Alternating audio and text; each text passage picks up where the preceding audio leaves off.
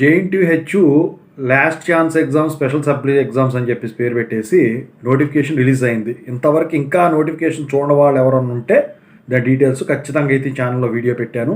తెలుగు అర్థం కాదనుకుంటే ఇంగ్లీష్లో ఏమో జేఎన్టీయూ యూనివర్సిటీ అప్డేట్స్ ఛానల్లో పెట్టానండి. ఖచ్చితంగా అయితే చూడండి. అయితే ఇక జేఎన్టీహెచ్ ఈ one time chance exams release చేయడానికి కారణం ఎక్కువ మంది పాస్డ్ అవుట్ స్టూడెంట్స్ పాత వాళ్ళు ఆగిపోవటం అనమాట. సో పాత రెగ్యులేషన్స్ R16 వరకు వేసుకుంటే సో చాలామంది మిగిలిపోయారు. R17 బీఫార్మసీ కూడా ఉన్నాయి. అందులో 8 years కంప్లీట్ అయిన వాళ్ళకి పిలవడం అయితే జరిగింది.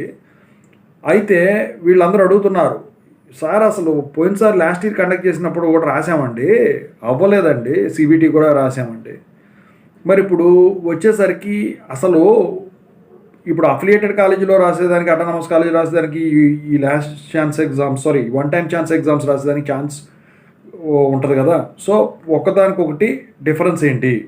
సో ఎలా రాస్తే అంటే ఎన్ని పేజీలు రాస్తే మనం పాస్ అవుతాం, how many pages should be right in order to pass అని చెప్పేసి one of the student comment పెట్టారు. దాని గురించి వీడియో చేయడం అయితే జరిగిందని నేను చెప్తాను. ఇప్పుడు ముందుగా అయితే ఇంతవరకు ఈ ఛానల్ సబ్స్క్రైబ్ చేసుకున్న వాళ్ళు ఎవరైనా ఉంటే ఖచ్చితంగా సబ్స్క్రైబ్ చేసుకొని ఈ వీడియోని లైక్ చేయండి, షేర్ చేయండి. మీకు ఏమైనా డౌట్స్ ఉంటే call me for app IDs Telugu engineering education Telegram ఛానల్లో షేర్ చేశాను. ఆ గ్రూప్లో జాయిన్ అవ్వండి ఖచ్చితంగా. అందులో PDFs అవన్నీ కూడా షేర్ చేస్తాను. సిలబస్ కూడా షేర్ చేశానండి. Last chance one time chance సంబంధించి చూసుకోండి.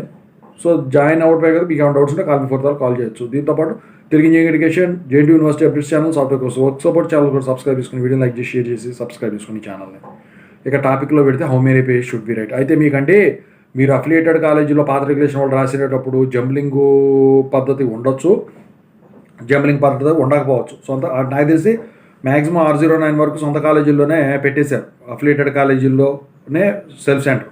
పేపర్ వాల్యుయేషన్ అనేది వచ్చేసరికి ఆఫ్లైన్లో నోడల్ సెంటర్స్ ఉండేవి, యూనివర్సిటీలో కూడా జరిగాయి. కానీ ఇప్పుడు వచ్చేసరికి మొత్తం కూడా పద్ధతి మారిపోయిందండి.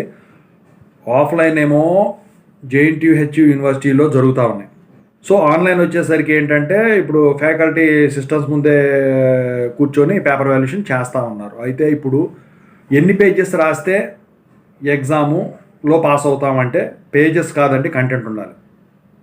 ఖచ్చితంగా అయితే కంటెంట్ ఉంటేనే వీళ్ళు పాస్ చేస్తూ ఉన్నారు. ఓకేనా? సో మీరు ఎన్ని పేజీలైనా రాయండి, కానీ నాకు తెలిసి షార్ట్ క్వశ్చన్ అయితే 6 lines, ఎస్ఏ క్వశ్చన్స్ అయితే 3 sides ఆఫ్ ఏ పేజ్ కరెక్ట్గా రాయాలి. పారాగ్రాఫ్స్ వైజ్గా రాయాలి. కీవర్డ్స్ని అండర్లైన్ చేస్తూ రాయాలి. సో ఆ కీవర్డ్స్ కరెక్ట్ అయితేనే మీరు అండర్లైన్ చేయండి, లేకపోతే చేయొద్దు. ఓకేనా?